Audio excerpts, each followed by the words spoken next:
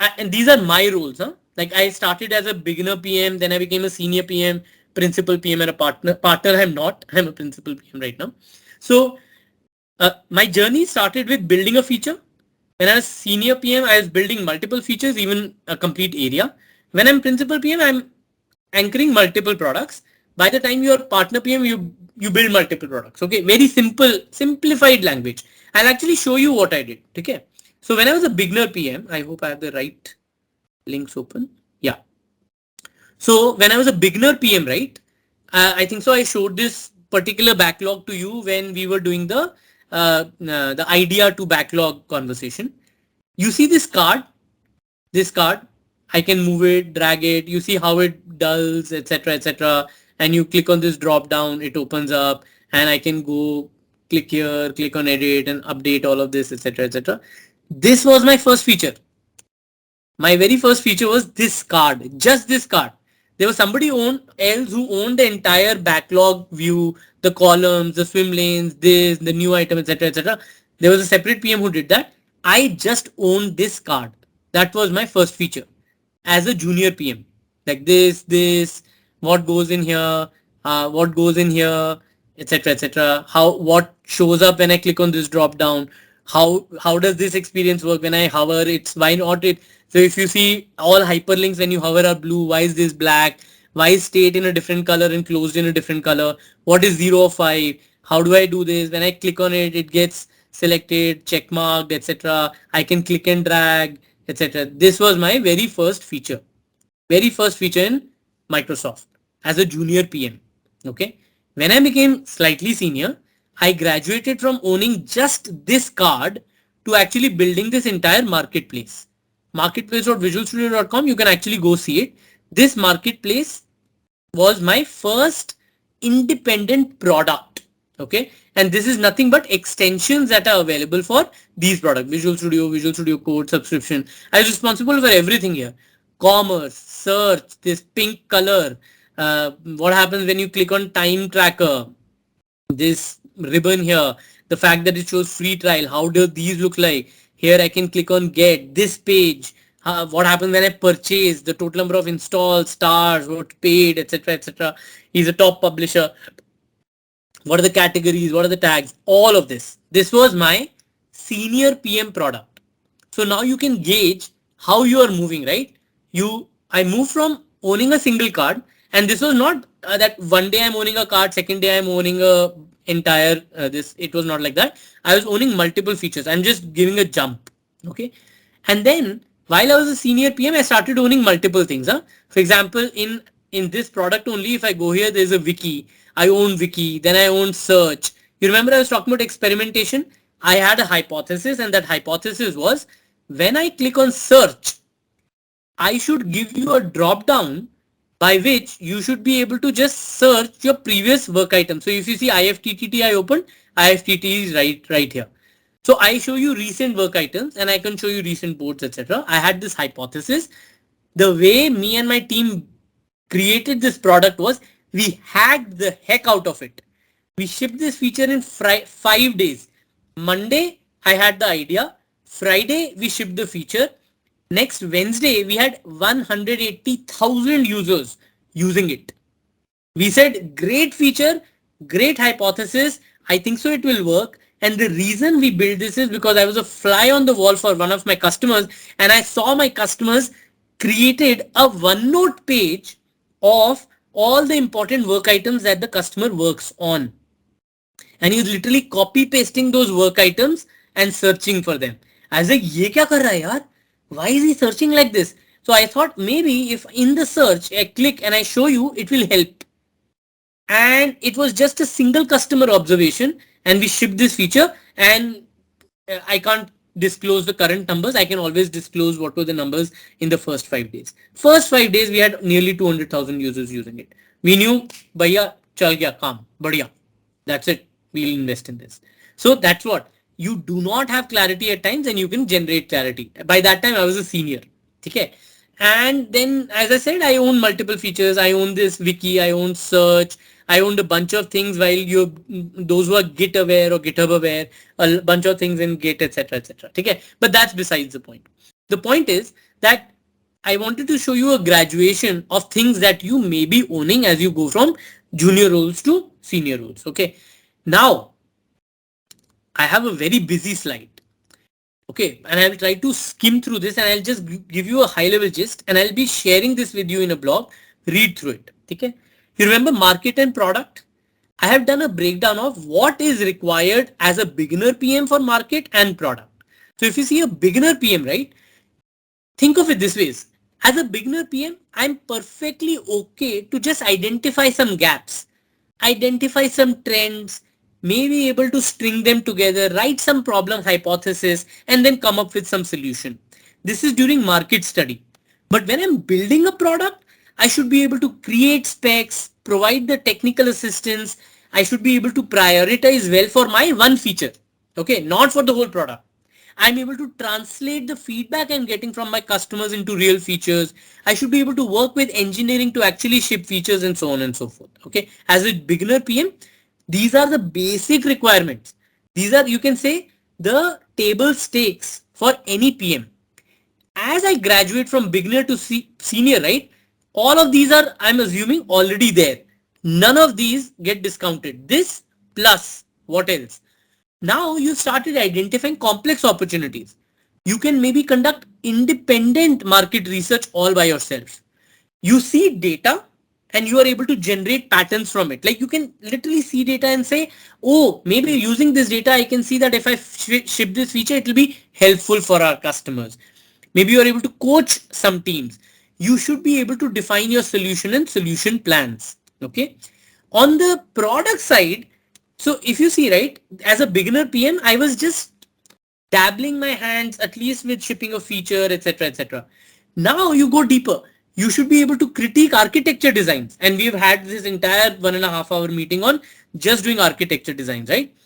You should be very effective with collaborating with stakeholders. At this stage, you also operate in business. Are you able to find the ROI, the metrics, the OKRs, the objectives and key results for your product? Collaboration is a table stake. Without collaboration, I've not seen PM succeed. You should be able to manage dependencies across teams. Now you're bigger. You're not just maintaining your team, right? You should be collaborating with 5-6 different teams. You could be a technical advisor to your partners. Your partners now listen to you. You become the face of the product by the time you're hitting senior roles. As a principal PM, right? Now you're going even deeper. Now, as a principal PM, I can come back to you and say, guys, identify the TAM, SAM and SOM for those who attended the last talk, the total addressable market, the opportunity size of the market and the available market. From that, right from there, are you able to identify and translate that into a real product opportunity? It's no more your level of ambiguity increases even further. Okay. You are a subject matter expert in the area that you're dealing with, and you should be able to join dots to find strategic opportunities and find gaps in your product. On the product side, you are owning these designs. Okay. You are one with the designs while you're here. You are able to identify solutions by joining these dots. Like I said, right? Very, very important. Here, you are defining OKRs. Here also you are defining OKRs, maybe for a product level, not necessarily at your feature level. Okay. You are responsible for building on relationships. You become the face not only of the product, but also of your team. Okay. That becomes very important. You are the one whom not only your team is looking up to, but even your partners are looking up to. Okay. At this stage, you may not be very active in, and it really depends on that whether you are, there are principal PMs who have large teams reporting to them, etc., etc., where you may not be delving deep into the nitty-gritties of product development on a daily basis, but you are the one responsible for the overarching vision. Your team is now looking up to you to generate clarity in case of ambiguity. Okay. Or to partner. Now you are only at a different level. Huh? At this stage, you are evaluating and directing the business impact of every single investment. You are the one who comes and says, boss, these are the areas that we want to focus on, because this is where the revenue is. You are the one who's holding leaders responsible and accountable for the decisions that are being made. You are operating at a way higher level. You're operating now at the business level more than at the product level. You're also responsible, accountable, everything for the product, but your decisions will drive how much revenue is your company going to make. Okay. On the product side, if you see, right, you are the one who's building teams now. You are defining organization structures. I have seen so many products fail because the organization structure that was built to deliver that product was not conducive for product shipping. There were collaboration costs, there were dependencies, there were frictions, etc., etc. So as a partner PM, you are the one defining all of that. Okay. You define the strategic direction that the organization is going to take or your team is going to take. Okay.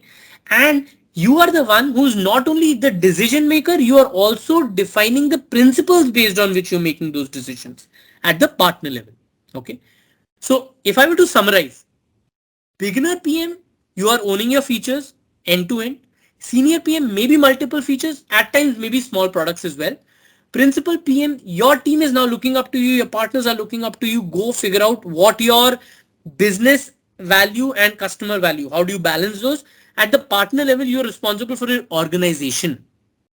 Okay. So if you remember the very first slide, right, where I had drawn this, you would find that now this partners is different, that partner PM is different. A partner PM may be focusing very heavily on these two. Building the team from grounds up. You have nothing. Building your market segment, building your customer cohort, building your business is what a partner PM is responsible for. And that is all that I had. Any questions? So this structure, Sanjay, that you have shared, right? Like this beginner PM and senior PM. This holds true for large and small startups, like or like this is more relevant for a larger organization like Microsoft, Google. Um, Yeah, see, actually there are a lot of gray areas. Huh? For example, I've not talked about PMs who will have TMs reporting to them. Right? There could be you can find partner PMs in large organizations where there's nobody reporting to them. And then you can mm, find senior PMs with people reporting to them. Therefore, I've not talked about those. There are a lot of gray areas between these. There are a lot of, like, as you said, right, in a startup setup where, uh, let's say I'm still thinking about building my product. Okay, the product is being built. Then the partner PM is not responsible for, let's go figure out what is the principle or mm, decision principle. I am very much hands-on in building products. So that's why I said at a partner PM level, it's not that I'm not doing this. I'm mm, doing mm. this plus this. Okay. Does that make sense? So same is applicable for principal. At a principal PM, I am writing my specs as much as my team is. I also write Hmm. specs. So if you see, I've not written about writing specs here. Right? I wrote write Hmm. specs of features only for beginner PM. That's not true. Till here we write specs. Hmm. Okay. Hmm. Any other questions? Uh, Yeah, yeah, I I have a have one question. question. Please. Sure, go. Susmita, please. Okay. Yeah. So, Nitin, you can go ahead if you want to. Sushmita, why No, don't you no, go? please, please. Okay, sure. So my question is, should at what stage can one start? I mean, I know it depends on the seniority and the peer work. So usually, how is it like? Is it as a beginner PM or fresher, or what is the eligibility criteria for a beginner or senior? I mean, principal and partner, I can understand they're very I mean, the senior most, but how about the beginner and senior? How can one? What are the eligibility criteria, and how can we apply it to the specific roles? You should be able to do this. That's your Yeah. eligibility criteria. That you should have at a senior level, right? You should have hands-on experience on these things. At a Okay. beginner, it's still a little forgiving, I would say, because you are allowed to learn on the job. But at least as a senior, you should be doing this. These are very like what I have written here are the scaffolding on which product managers are built. This is the scaffolding. Okay. So, but yeah, if the papers have to talk, then what is the eligibility criteria? Sorry, if the As the papers have to talk, usually, papers have to talk. I mean to say, like, whatever has to be on the resume, what particular, I mean, eligibility criteria is required on the resume, so that. See, maybe I'm struggling with that question. The eligibility criteria is that as a senior PM, you should be comfortable with what I've written here, whether in your resume or in your interview. Okay. You know? So, and I'm not saying do everything. I'm saying at least you should have tasted success in few of these areas. Okay. My question is like, okay, I'll take the question myself. So, I'm an MBA graduate and I have nearly like close to 2 years of experience. So, usually, so where can I start with? I'm taking the case with myself. So, Where do you start? Okay, now yeah. I understand your question. See, imagine you don't have any product experience whatsoever.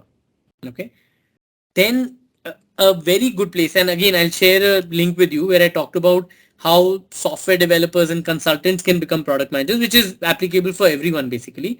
See, if you have zero product management experience, right, uh, you need to, there are 4 stages to it. Stage 1 is where you start looking at products not as a customer but as a product manager.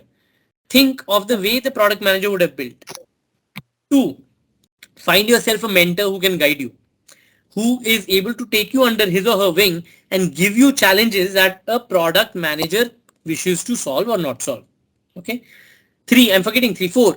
You should have some product experience under your wing, which means you can either go build your own product by virtue of not actually writing code, but at least you are able to envision what a product may look like. And I can give you a problem. For example, I can tell you that, hey, why don't you think about making PowerPoint slides meaningful for children, for 3-year-old children or 5-year-old children?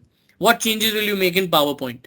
That's your product. Go build it. Go write the spec for it.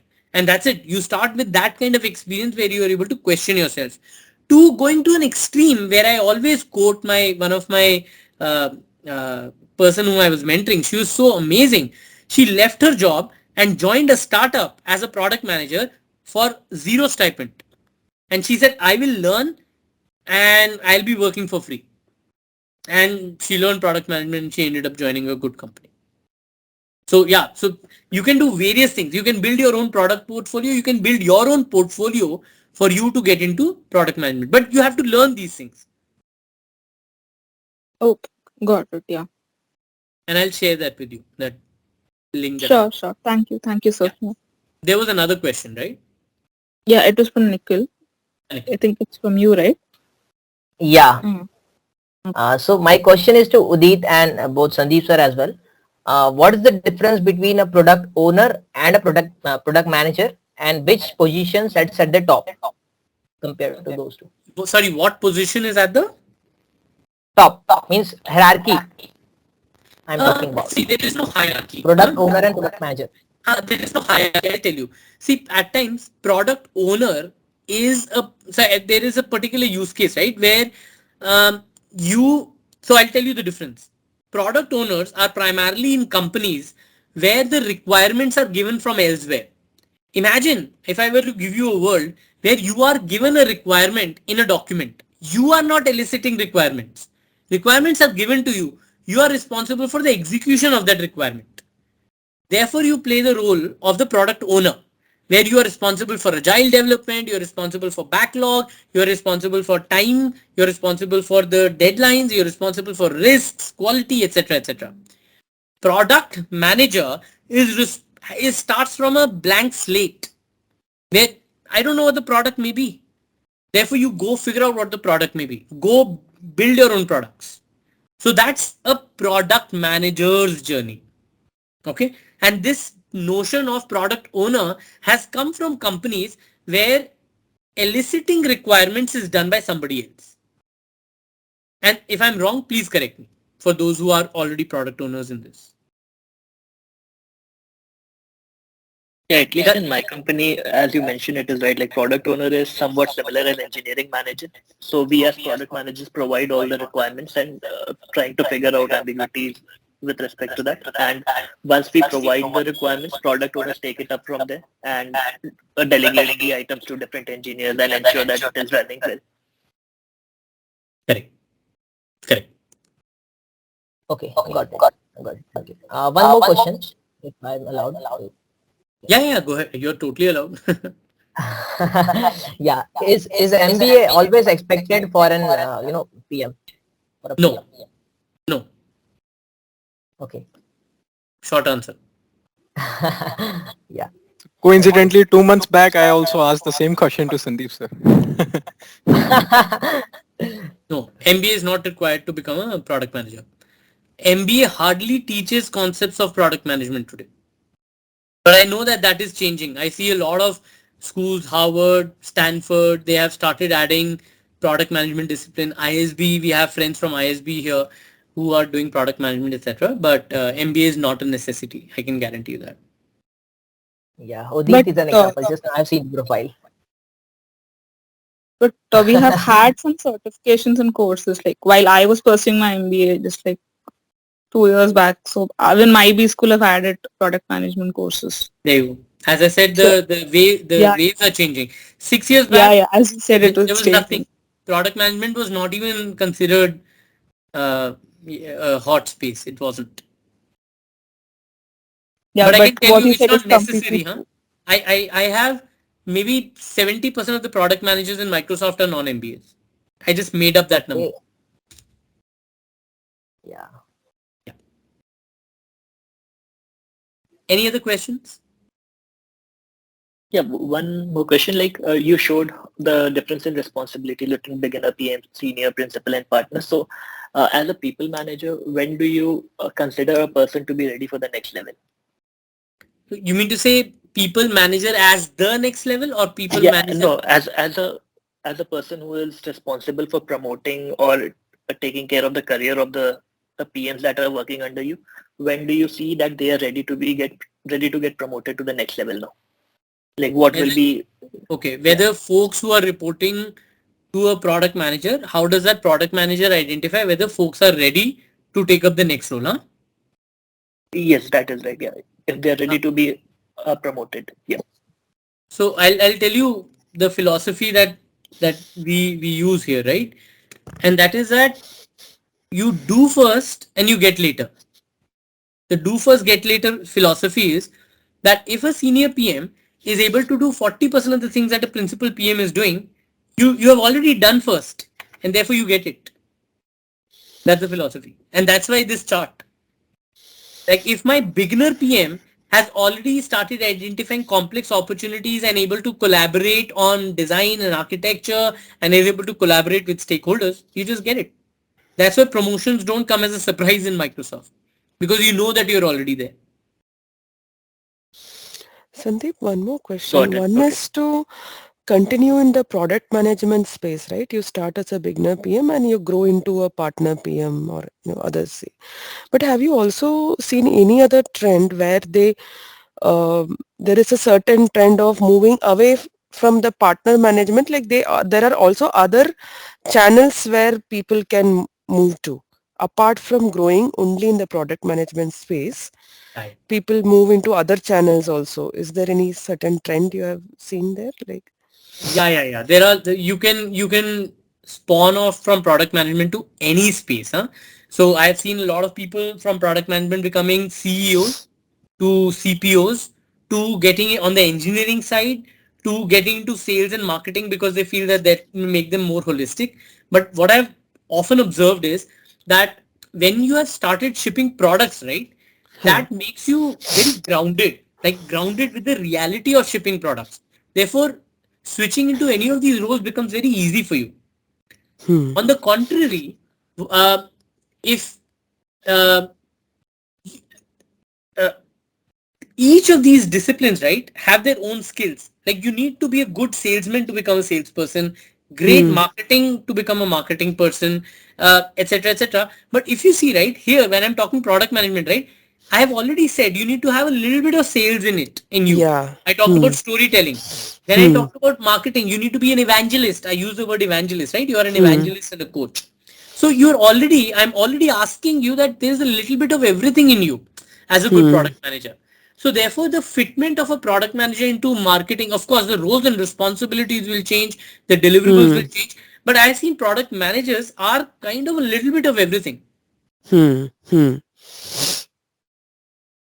So yeah, product managers move to any places here.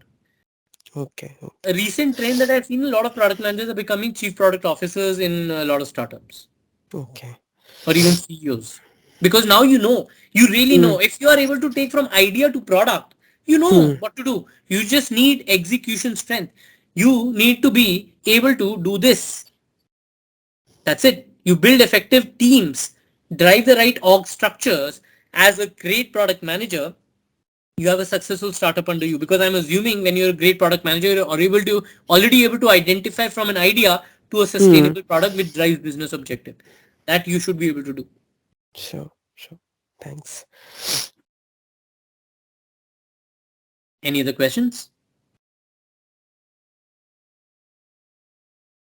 Yeah, One- so this is okay, not a sorry, go ahead. question actually, but this is what I understood from today's session is like product manager is somewhat like an all-rounder, like it's basically he's into the mindset of an entrepreneur, he's into the mindset of an employee, and he's into the mindset of a customer. So he's basically like a versatile personality.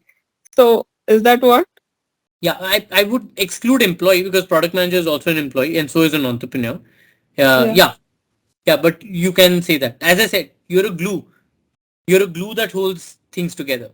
While you having the vision of translating a problem or a requirement or a need into something which can be shipped as a product while ensuring your business objective is taken care of. Sure. Thank you. I think so. There was another question. Yeah, I just had one last question. I wanted to ask, how do you, like you mentioned, whenever a business idea gets signed, you construct a team around it. So I don't know how it works in Microsoft, but in general, a lot of times what I see is there are dependencies that exist among different teams. There can be something on the cloud team, something on the client team, something on the platform, and you don't have all the resources within your engineering team itself. So what we do is we tend to create those dependencies, and now those dependencies should get prioritized for those 2 or 3 teams as well. So how do you tackle these kind of things in Microsoft, or do you create a team that consists of all those specific skill sets at the beginning itself?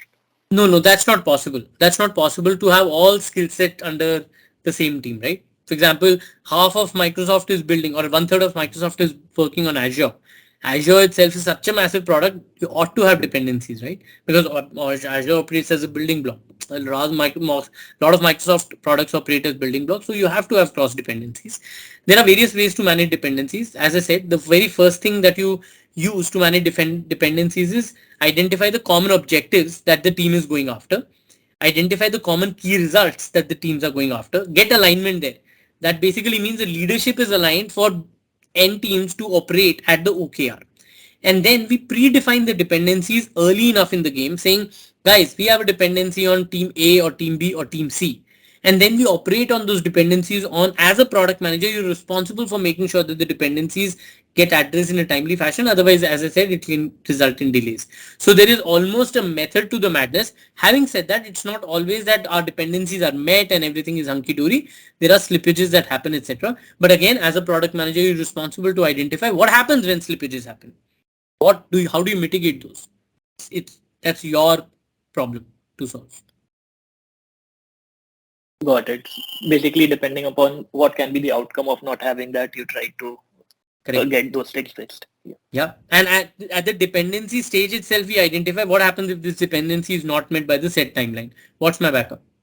Understood. Okay. Yes. Thank you.